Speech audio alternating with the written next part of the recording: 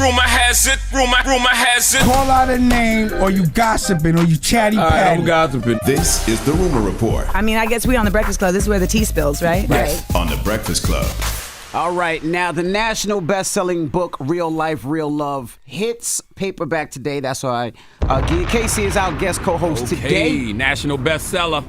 Real Life, Real Love, the life lessons on joy, pain, and the magic that holds us together. Now, Gia, if somebody could get one thing out of this book that can help their relationship, what would it be?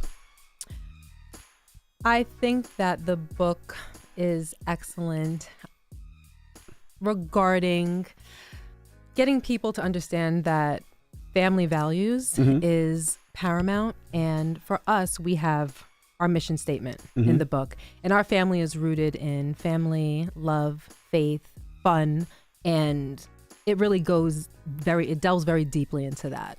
Okay. And that marriage isn't perfect. Yes. I like that chapter a lot, especially the part of, what was it, the things nobody tells you about marriage. Yes. I think that's people can learn a lot from that. Yes. Because everybody got so many things to say about marriage, but they ain't never been married. That is true. You know what I'm Haven't been through the A ups lot and of people downs, have yep. a lot of opinions. That's right. And it's on the job training. And I had a conversation with my son the other day, and one of the things that I said to Charlamagne him... calls our son the man of the house, but go ahead. Logan is the man of the house. I don't know if I would argue that. It's obvious to everybody. Jesus. But I told him that 95% of the advice that you get during your lifetime is going to be bad advice. That's true. So don't weigh too heavily into what other people tell you and, their thoughts, feelings, and emotions as it pertains to your life. That's right. I Well, agree with that. the book is out now. You can get it at Barnes & Nobles, Amazon, wherever you get your books, and that's Real Life, Real Love. Now, Gia's going to be doing some of these rumors, so what's going on with Stevie J now? Okay, Stevie J ordered to return Faith Evans' $164,000 Mercedes after joyriding to Coachella. Stevie J allegedly took Faith's 2023 Mercedes Sprinter van on a joyride to Coachella. On April 12th, she claimed that after she fell asleep, Stevie took the keys and drove off with the car. Damn. Despite her best efforts to ask him to return the car, he refused and took the car to Coachella. Why would you drive a Sprinter? The whole point of being in the Sprinter is not to drive it. Because he had his peeps with him, I'm sure apparently. he had a bunch of people with him. I'm sure they That's the all whole went. point, to be all in the back with your peoples laughing Well, and we don't know joking. if he drove, but they went. I'm sure he didn't drive. Oh, okay, I thought he drove. I'm sure Okay, he was in okay, the back. I'm sure he had a okay. good time. I'm sure they was partying and all Well, that. he shouldn't have been behind the wheel because Faith said that Stevie has a suspended driver's license and can't legally operate a motor vehicle. Damn. He filed for divorce in November 2021 after 3 years of marriage. The couple did not sign a prenuptial agreement before getting hitched. Stevie demanded monthly spousal support payments from Faith. She objected to the request. The court has yet to rule. Let me ask you guys a question. Well, two. First, do you guys know why they got divorced? I don't remember. I don't remember either. Okay, you don't know. Two, being two men in the room. How do you feel about men requesting spousal support from a woman?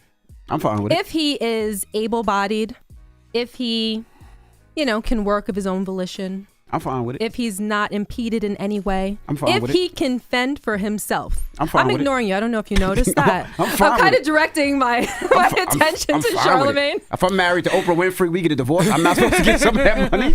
No, but what if the two of you are two Women been doing it for lifetimes. Yeah, we gotta- relatively equal earners? Maybe she's making a little bit more Women been than doing you. it for- Yeah, the same thing can be said for a woman, so we got to believe in equality, right? Equality, It yes. can't be a double standard because No. there's plenty of able-bodied women out here that can do that. And I understand that logically, but I'm kind of leaning more into as a man. What if I helped How you do build you what feel you got? about that? What if I helped you build what you got? What if I was your manager at some point? I'm what if not I was your objecting. business partner? I'm just wondering.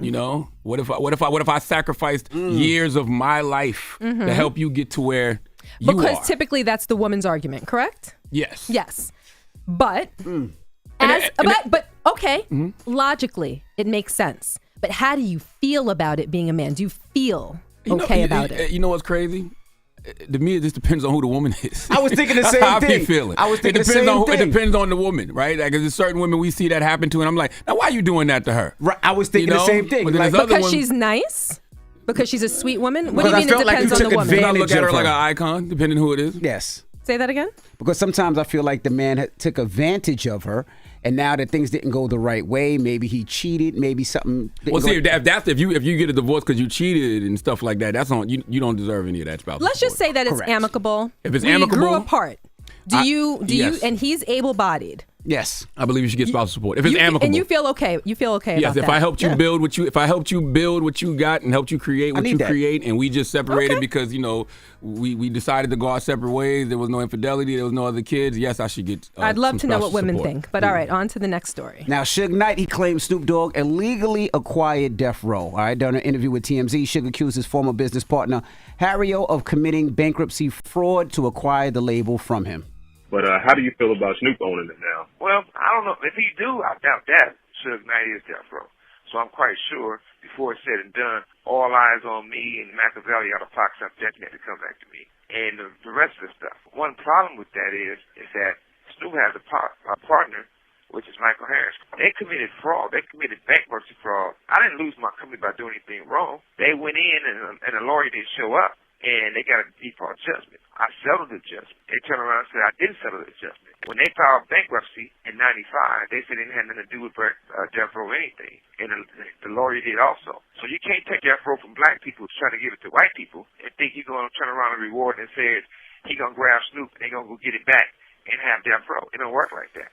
Well, Snoop definitely owns Death Row now. I know he purchased it about a year ago from, at the time, it was Koch Records who owned it and who owned the catalog. But I know Snoop owns it. I know he didn't get everything that was released under Death Row, but he got a majority of it. So I do know Snoop owns it. And that is your rumor report.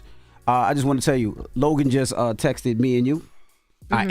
I guess when I said he's the man in the house, he said, boy, I will beat your ass when I get on. I will beat You your cannot ass. beat Logan ass. Yeah, I'm not sure if that's true either. You cannot beat Logan. We've all seen Logan. My money would be on Logan. Mine too. Yeah. Have you seen those guns? Have you seen my guns? Yes, we have. Okay. I'm talking about my tattoo in the shoe. I'm talking about in a fair fight. Logan's guns need to be banned. Yours don't. Okay. right. Yours can be had in every household. Oh, and Logan, hi, you little sweet baby. All right. Drop on the clues bombs for Logan, the man of the house. Stop it. Put your Take daddy that on bomb his back. back one time and just let him know. All right. Okay. All right. Don't get Logan effed up. All right. Who you giving that donkey to, man? Man, 4 after the hour, a young lady named Courtney Talalia needs to come to the front of the congregation. She was in one career field, but God told her to go to another one. We'll discuss. All right. We'll get to that next. So don't move. It's the Breakfast Club. Good morning. Wake that ass up. In the morning. The Breakfast Club.